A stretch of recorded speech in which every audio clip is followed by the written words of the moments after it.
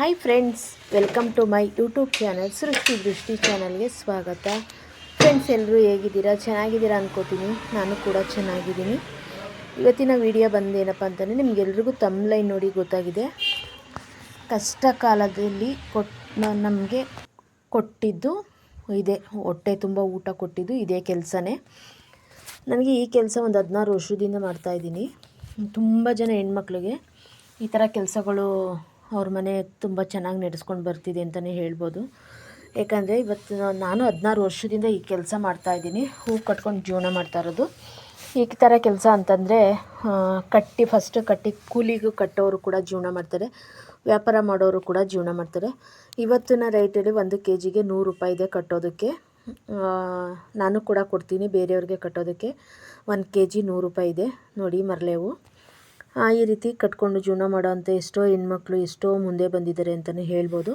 ನಾನು ಕೂಡ ಹಾಗೆ 1 ವರ್ಷಕ್ಕೆ ಮಕ್ಕಳಿಗೆ 60,000 ರೂಪಾಯಿ ಕಟ್ಟಿ ಓದಿಸ್ತಾಯಿದ್ದೀನಿ. ಇದರಲ್ಲೇ ವ್ಯಾಪಾರ ಮಾಡೇ ನಾನು ಜೀವನ ಮಾಡ್ತಾ ಇರೋದು.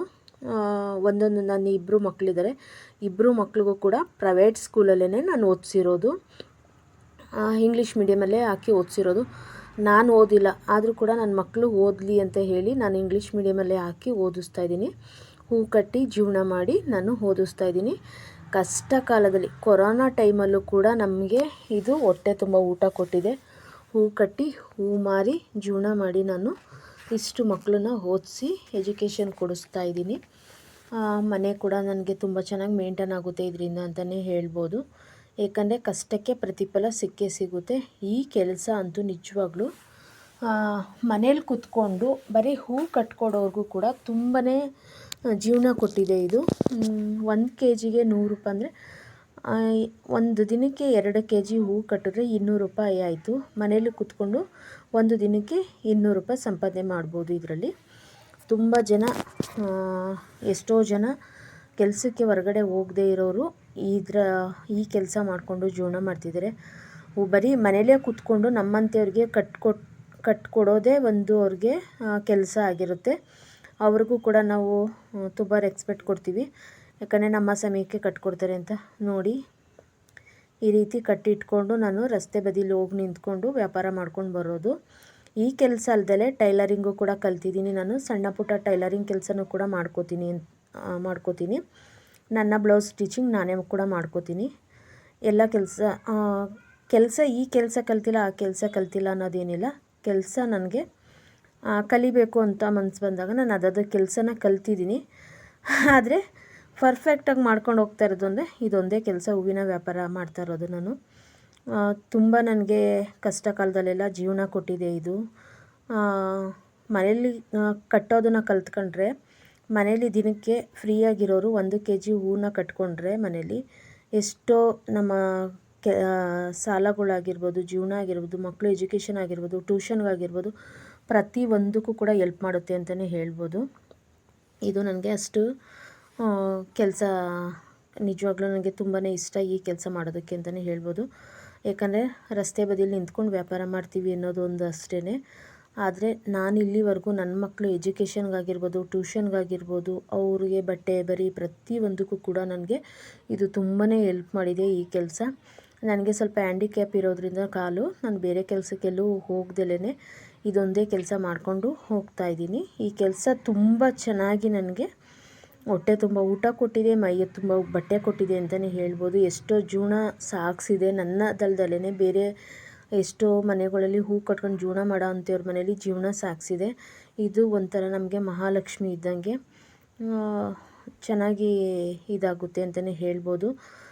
1 kgಗೆ ನಾನೇ ಹೊರಗಡೆ ಬೇರೆಯವ್ರಿಗೆ ಕೂಲಿಗೆ ಕೊಡ್ತೀನಿ ಅಂತ ಹೇಳಿದ್ರೆ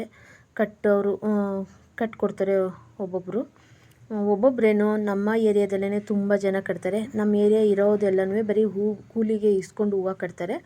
ನಮ್ಮ ಏರಿಯಾದಲ್ಲಿ ನಾವು 1-2 ಇದ್ದೀವಿ ಮಾರೋರು ಅಷ್ಟೇ. ಪ್ರತಿಯೊಂದು ಮನೆಯಲ್ಲೂ ಕೂಡ ಹೂ ಕಟ್ಕೊಡ್ತಾರೆ. 1 kgಗೆ 100 ರೂಪಾಯಿ ಇದೆ ಕಟ್ಟೋದಕ್ಕೆ ಅಂತ ಹೇಳ್ತೀನಿ.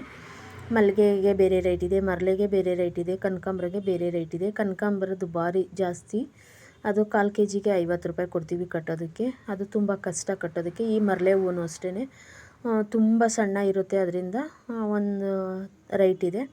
ಮಲ್ಲಿಗೆ ಹೂವು ಸ್ವಲ್ಪ ಕಮ್ಮಿ ಇದೆ, ಮಲ್ಲಿಗೆ ಹೂವು ಬೇಗ ಕಟ್ಬೋದು, ಕಾಕಡನೂ ಕೂಡ ಬೇಗ ಕಟ್ಬೋದು. ಈ ಥರ ತುಂಬ ಕಟ್ಟೋರ್ಗೂ ಕೂಡ ಜೀವನ ಕೊಟ್ಟಿದೆ, ಮಾರೋರ್ಗೂ ಕೂಡ ಜೀವನ ಕೊಟ್ಟಿದೆ. ನನಗೆ ಕಷ್ಟ ಕಾಲದಲ್ಲಿ ಹೊಟ್ಟೆ ತುಂಬ ಊಟ ಕೊಟ್ಟಂಥ ಕೆಲಸ ಇದು. ತುಂಬ ಖುಷಿಯಿಂದ ಮಾಡ್ತೀನಿ ನಾನು ಇಲ್ಲಿವರೆಗೂ ಕೂಡ ಅಷ್ಟೇ.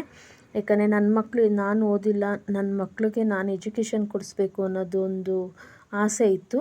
ಇದರಿಂದನೇ ನನ್ನ ಮಕ್ಳಿಗೂ ನಾನು ಎಜುಕೇಷನ್ ಕೊಡಿಸ್ತಾ ಇದ್ದೀನಿ. ಎಷ್ಟು ದೇವ್ರಿಗೆ ಥ್ಯಾಂಕ್ಸ್ ಹೇಳಿದ್ರು ಕೂಡ ಸಾಲಲ್ಲ.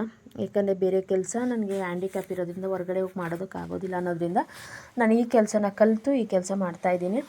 ಕಟ್ಟುವಾಗ ನಾನು ಫಸ್ಟು ಕಲಿಯುವಾಗ ಖುಷಿಯಿಂದ ಕಲಿತೆ. ಸ್ವಲ್ಪ ನಮ್ಮ ತಾಯಿದಿರೆಲ್ಲ ಮಾಡುವಾಗ ಅಯ್ಯೋ ನಾವು ಯಾಕಾದರೂ ಕಟ್ಟೋದು ಕಲ್ತ್ವೋ ಅಂತ ಅಂದ್ಬಿಟ್ಟು ಎಷ್ಟೋ ದಿನ ನಾವು ಅಂದ್ಕೊಂಡಿದ್ದೀವಿ. ಅದು ತಪ್ಪು. ನಮ್ಮ ತಾಯಿಯವ್ರು ವ್ಯಾಪಾರ ಮಾಡುವಾಗ ನಾವು ಆ ರೀತಿ ಅಂದ್ಕೊಂಡಿದ್ದು. ಇವತ್ತು ನಮಗೆ ಅವತ್ತು ಅವರು ಕಲಿಸ್ಕೊಟ್ಟಿದ್ದಕ್ಕೆ ಇವತ್ತು ನಮ್ಮ ಜೀವನ ನಡೀತಾ ಇದೆ ಅಂತಲೇ ಹೇಳ್ಬೋದು. ಅವರು ಕಲಿಸ್ಲಿಲ್ಲ ಅಂದಿದ್ರೆ ಇವತ್ತು ನಮಗೆ ಇದು ಕಲ್ತು ನಾವು ಈ ರೀತಿ ಮಾರೋದಕ್ಕೆ ಬರ್ತಾ ಇರಲಿಲ್ಲ. ನನಗೆ ತುಂಬಾ ಖುಷಿ ಇದೆ ಈ ಕೆಲಸ ಮಾಡೋದ್ರಿಂದ. ಈ ಕೆಲಸ ನನಗೆ ಹೊಟ್ಟೆ ತುಂಬ ಊಟ ಕೊಟ್ಟಿದೆ, ಮೈನ ತುಂಬ ಬಟ್ಟೆ ಕೊಟ್ಟಿದೆ, ನನ್ನ ಮಕ್ಳಿಗೆ ಎಜುಕೇಷನ್ ಕೊಟ್ಟಿದೆ, ನನ್ನ ಮನೆ ಜೀವನ ನಡೀತಾ ಇದೆ ಅಂತಲೇ ಹೇಳ್ಬೋದು. ತುಂಬ ಖುಷಿ ಇದೆ ಈ ಕೆಲಸದಲ್ಲಿ ನನಗೆ. ಎಷ್ಟೋ ಜನ ಮನೇಲಿ ಕೂತಿರೋರು ಕೆಲಸ ಮಾಡಬೇಕು ಅಂತ ಹೇಳ್ತಿರ್ತಾರೆ. ಈ ಥರ ಹೂ ಕಟ್ಟೋದು, ಹೂ ಮಾರೋರಿಗೆ ಕೇಳಿದ್ರೆ ಕಟ್ಟೋದಕ್ಕೆ ಹೂ ಕೊಡ್ತಾರೆ, ಮತ್ತು ದಿಂಡು ಚುಚ್ಚೋದಕ್ಕೆಲ್ಲ ಕೊಡ್ತಾರೆ. ದಿಂಡಿಗೂ ಕೂಡ ಒಂದು ದಿಂಡಿಗೆ ಇಷ್ಟು ರೂಪಾಯಿ ಅಂತ ಇರುತ್ತೆ, ಅದು ಕೂಡ ಸಿಗುತ್ತೆ. ಮನೇಲಿ ಕೂತಿರೋರು ಈ ಥರ ಕೆಲಸ ಮಾಡ್ಬೋದು. ನನ್ನ ಅನಿಸಿಕೆ ಅಭಿಪ್ರಾಯನ ನಿಮ್ಮ ಜೊತೆ ಹಂಚ್ಕೊಂಡಿದ್ದೀನಿ. ನನ್ನ ಜೀವನದ ಹೇಗೆಲ್ಲ ನಡೀತಿತ್ತು ಈ ಕೆಲಸದಿಂದ ಅಂತ ಹಂಚ್ಕೊಂಡಿದ್ದೀನಿ. ಈ ವಿಡಿಯೋ ನಿಮಗೆ ಇಷ್ಟ ಆಗಿದರೆ ಶೇರ್ ಮಾಡಿ, ಕಮೆಂಟ್ಸ್ ಮಾಡಿ, ಲೈಕ್ ಕೊಡಿ, ಸಪೋರ್ಟ್ ಮಾಡಿ. Thank you friends. ಇಷ್ಟೊತ್ತು ನನ್ನ ವಿಡಿಯೋ ನೋಡಿದ ಎಲ್ರಿಗೂ ನನ್ನ ಹೃದಯಪೂರ್ವಕ ಧನ್ಯವಾದಗಳು. Thank you. ಇಷ್ಟೊತ್ತು ವಿಡಿಯೋ ನೋಡಿದ ಹೊಸಬ್ರು ಯಾರೆಲ್ಲ ವಿಡಿಯೋ ನೋಡ್ತಾ ಇದ್ದೀರಾ ಸಬ್ಸ್ಕ್ರೈಬ್ ಮಾಡ್ಕೊಂಡು ನೋಡಿ. ಈಗೆಲ್ಲ ಯಾರೆಲ್ಲ ನನ್ನ ವಿಡಿಯೋ ನೋಡಿ ನನಗೆ ಲೈಕ್ ಮಾಡಿ, ಕಮೆಂಟ್ ಮಾಡಿ, ಸಪೋರ್ಟ್ ಮಾಡ್ತಾಯಿದ್ದೀರಾ ಎಲ್ರಿಗೂ ನನ್ನ ಹೃದಯಪೂರ್ವಕ ಧನ್ಯವಾದಗಳು. Thank you friends.